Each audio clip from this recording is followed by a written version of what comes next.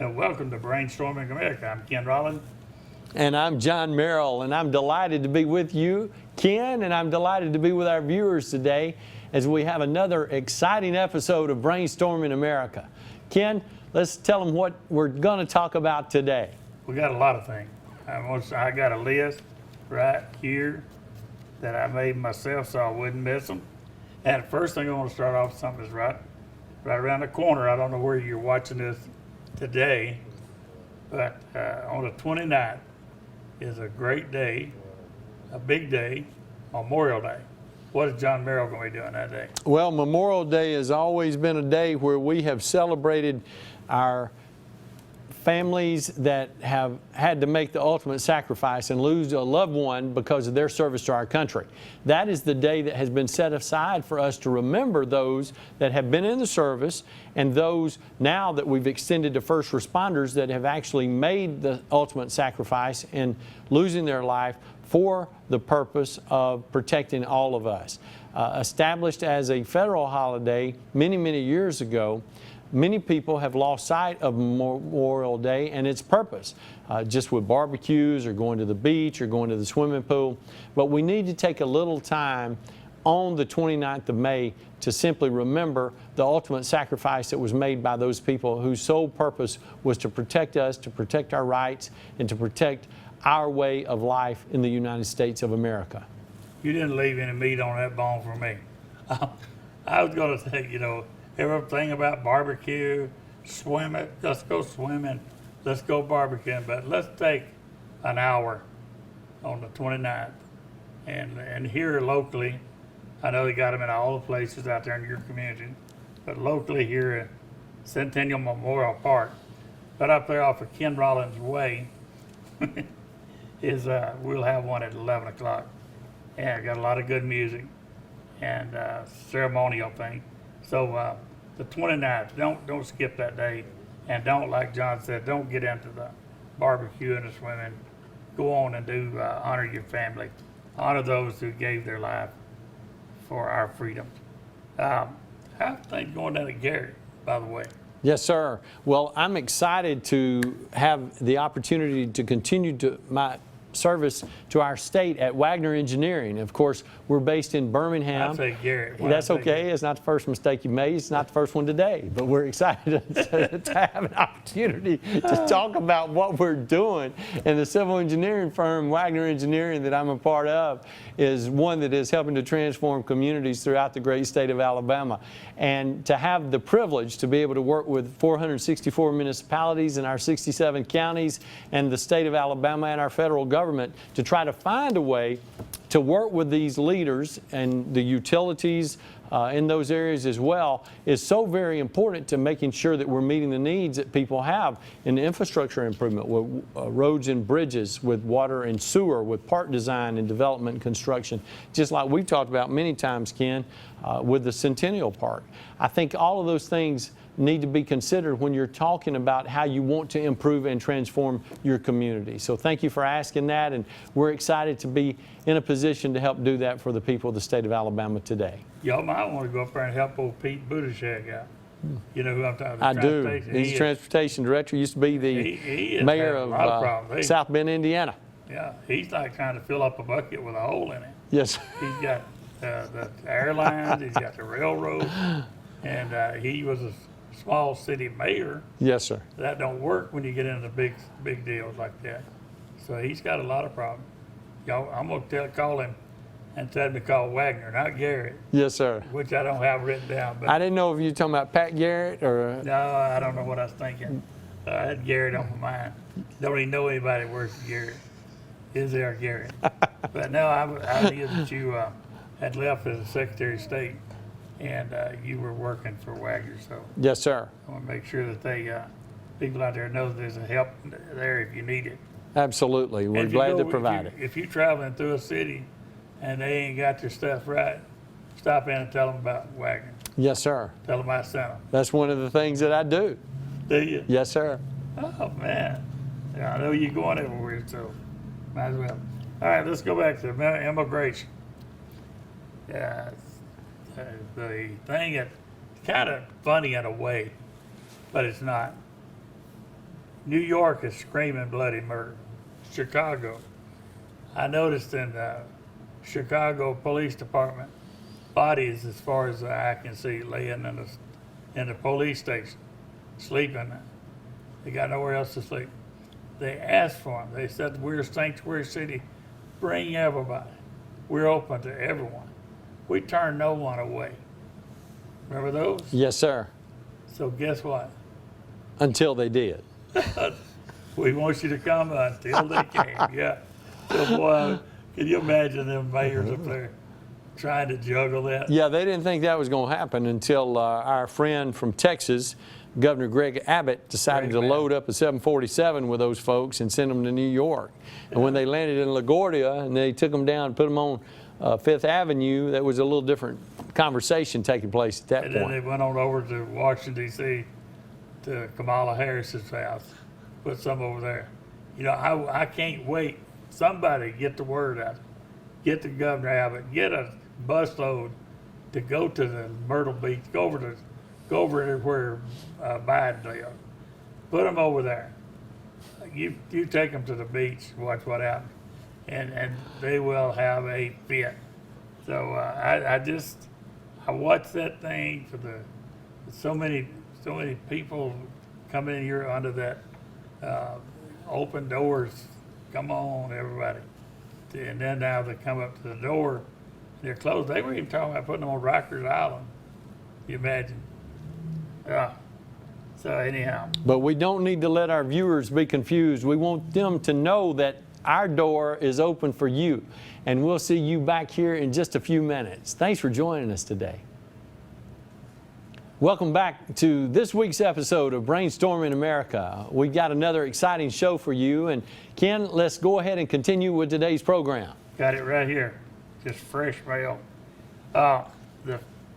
The next item I want to talk about is the bill is in there now that the Democrats and the Republicans are going back and forth so that the folks out there can understand it a little bit better.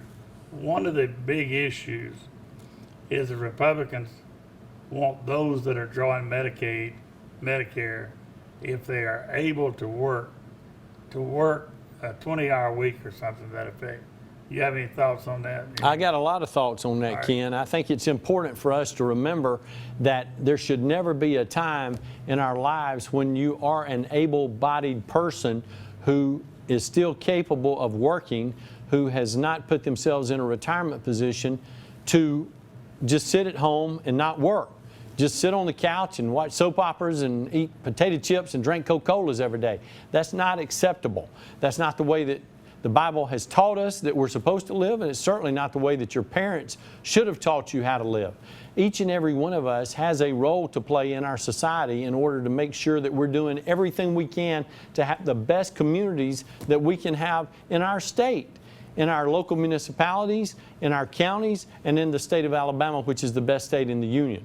So it's not too much to ask that if you're going to be drawing services from the federal government, that you need to be contributing to the overall good of the state and federal government, whether that's through Social Security, Medicaid, whatever it happens to be. And I, for one, am fully committed to ensuring that when people are on unemployment, that they need to be finding a way to get another job. And in order to receive those benefits, they need to be able to prove that they've been out seeking gainful employment. We also need to make sure that if they're receiving what we used to call food stamps, but now that hurts somebody's feelings, so we call it something else. We need to make sure that when people are able-bodied and they need those services, then they need to be contributing. Let's give them a broom. Let's give them a mop. Let's make them pick up trash. Let's make them do something. But to think that they're not capable of doing it because that might hurt their feelings, it might make them feel uncomfortable, well, get a job. What a novel idea. Wow. That's right on there. Nothing left. Didn't leave nothing on the bone that time. Is there any legislation in the Montgomery that you know about that's really hot on the plate. Well, there's a lot of bad legislation in Montgomery. You know, Right. I think one of the things that you need to remember is the best day in Montgomery is the day that's spent away from there. Another thing that you need to remember is one of the things that was shared with me when I was a member of the Alabama legislature. I remember being very disappointed at the end of one of our legislative days where we debated all day and only passed one bill. Greg Pappas was the former clerk of the House. I remember walking by him as I was exiting the chamber that evening, and I said, "We had a wasted day today. We just didn't get anything done." And he said, "It was a great day." And I said, "What do you mean?" I said, "We had all that debate and we only passed one bill." He said, "An unbelievably excellent day is a day when the legislature convenes and no bills are passed." And I said, "Oh, yes, sir. I understand now." So that made it very clear to me. That makes sense to me too. Another thing that's out there, and maybe you know more about it than I do, but the artificial intelligence, the AI thing that's out there where they can take the voice, the recordings of music, copy it. Actually, to me, that's copyright infringement. But when they can take and do speech from the phone, my voice, and have me saying certain things, can you imagine using that in a president's voice, calling up a foreign person and saying things?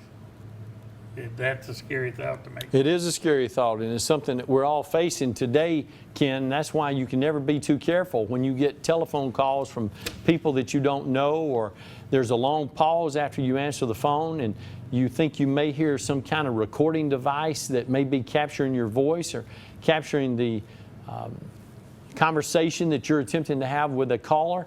You need to be careful to protect yourself. And when you get those reports, it's also important to make sure that you notify law enforcement, or you notify the Public Service Commission or the appropriate group to make sure that those things are properly investigated and given the full attention that they deserve so that we're all better protected. I got a minute or so left here. I want to run something personal by you to ask you. I see all kind of pictures on your Facebook about Alabama, University of Alabama. You're always there in the group of University of Alabama. What is your association with them other than a fan? So obviously, I attended the University of Alabama. I was president of the student body. My degree is in political science and history. Cindy also attended the university. Our children both attended the university. All of us, all of our family are graduates of the University of Alabama. And we support the university in their athletic programs extensively. We have season tickets to football games, basketball games, women's basketball games, gymnastics, also softball and volleyball and soccer are the only two sports that we don't have. But baseball and softball and football and basketball, women's basketball, all of those things are very important to us. So we go to all of those events as often as possible. So I don't sit on any boards associated with the university. I'm a big fan. Another thing that we do, we try to visit all the campuses in our state at least one time a year and try to go as many events as we can at those locations too. Well, let me catch you there. Yes, sir. Years ago, I'm in a wheelchair because Yes, sir. of Vietnam gave it to me. But I rolled over there at the stadium and didn't know where to get on in a wheelchair. Yes, sir. So I got up there and there was a guard, and he said, "You're going up here?" I said, "Yes, sir. You know me." And he's going to finish the story when we come right back. Okay. And welcome back to Brainstorming. I'm Ken Rollins, and you said you're with John Merrill. John, and can I go on and continue my I want you to finish that story about your Yeah, visit to I got Bryant-Denny to. Stadium. Because it's a good one. Not a good one, but a good one. Ken, let me share this with our viewers, okay? The next time you tell a story that's not a good one, will be the first. Okay, I'm coming around, and there's a guard there. And he says, "Can I help you?" I said, "You know me." And he, "Yes, sir." I said, "And there's an elevator just for a wheelchair. The size of this and me, and I'm claustrophobic." So he opened that door, and I rode on in a wheelchair. My daughter was with me, as embarrassed as she could be. Because she said, "What is he pulling?" Because the guy was like, "You know me." He's not going to say, "No, I don't know you." "Who are you?" Said, yes, sir. Come on in. So I get that ride up on the elevator. He opens the door. I roll out about this far, and there's a fella named Eli Gold. Hey, doing, Eli? I'm fine. He says, how you doing? I said, Ken Rollins. He said, good to meet you. I asked if they got potato salad, all the stuff laid out on the table here. Walks past Paul Feinbaum. How you doing, Paul?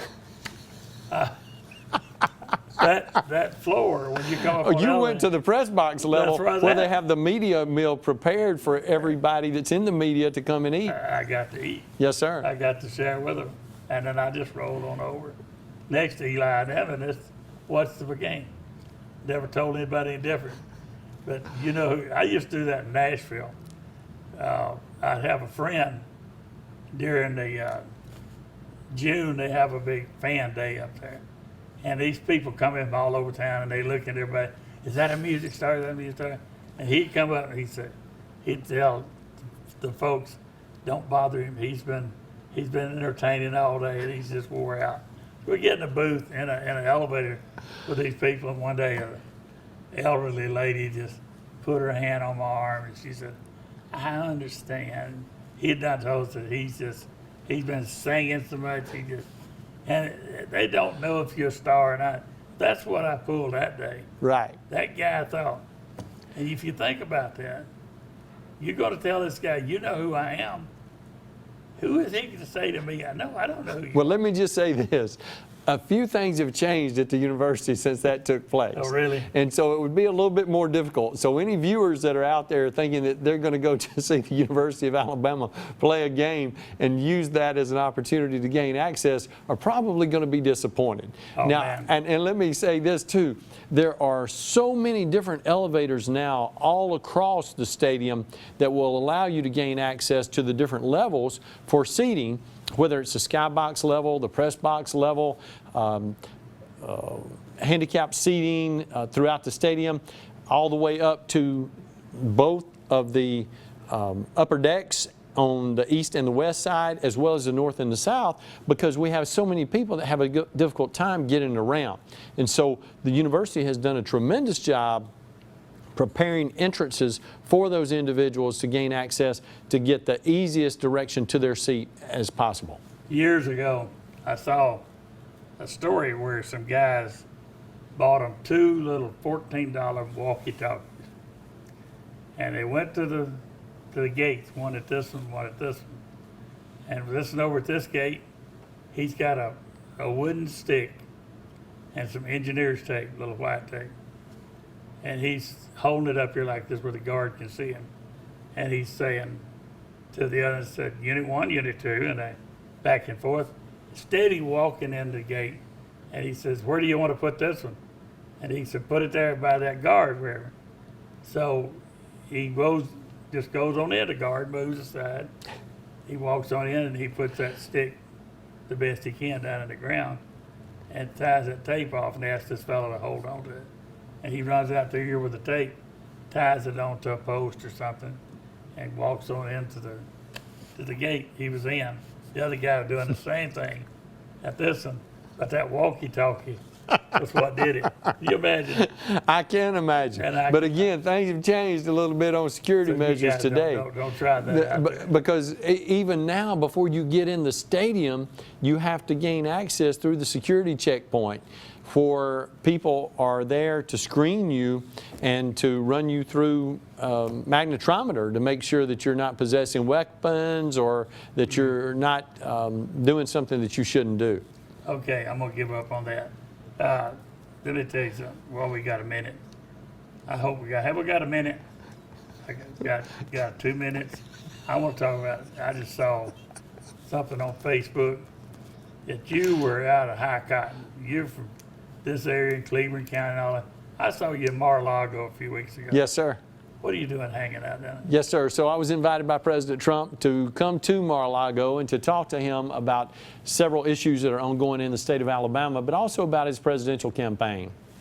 Asked me my opinion about a number of things, and I was able to share with him my thoughts and also some areas of interest across the nation, people that had introduced things to me that they wanted to make sure that he knew. And I had somebody ask me when I returned, well, how many people were in the meeting? It was just the two of us, and we were in his living room, and we talked for about 40 minutes. And the thing about President Trump is you have to be prepared to talk about whatever he wants to talk about for as long as he wants to talk about it. And if you're not prepared to do that intelligently, you won't have very long conversations with him. And if you want to share some things with him, then you need to make sure that you have your agenda prepared. So one of the things that I always try to do whenever I'm visiting with him in person, sometimes it's a little bit easier on the phone, but I make sure that I tell him what I want to tell him, and then I go over it with him, and then I leave him a written, printed copy of what we talked about, so he knows what those topic areas were, and he's able to give them to an aide that will follow up. So that's typically the way that it goes whenever we're together. That most recent trip was about 3 weeks ago.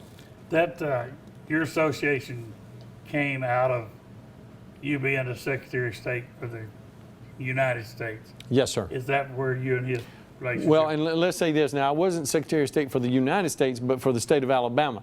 And yes, sir, that's how. But you was elected something. Yes, sir. Well, for the entire nation as far as Secretaries of State were concerned, but not to be confused with the United States Secretary of State that works directly for the President. Okay. Yes, sir. Thank you for yes, sir. And so I think it's important to make sure that people know that whenever you have an opportunity to interact with someone at that level, you need to make sure that you're able to communicate the things that are important to you and those with you during that meeting. Is he interested in what's happening in Alabama? Always. Yes, sir. Wow. Yes, sir. And always informed about it. Wow. And we're excited that you're choosing to be informed about things that are important to you by joining us each and every week on Brainstorming America. We'll see you next time.